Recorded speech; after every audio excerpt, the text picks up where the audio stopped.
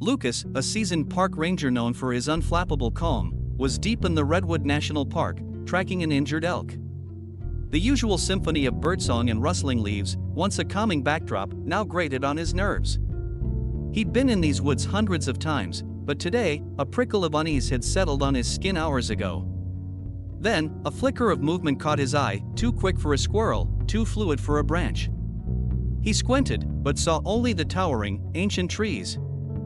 A moment later, a distinct snap of a twig sounded close by, but there was no wind. He froze, his hand instinctively going to the survival knife at his hip, listening.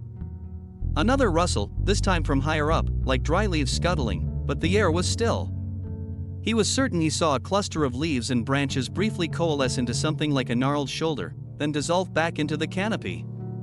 The rustling grew bolder, circling him, accompanied by a soft, insistent creaking that sounded like old wood groaning under an unnatural strain. He spun around, seeing only the dense, silent forest, yet the movements were everywhere, just at the edge of his vision, always seeming to be part of the trees.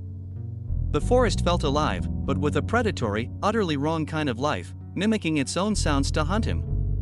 A cold dread, unlike anything he'd ever known, began to bloom in his chest.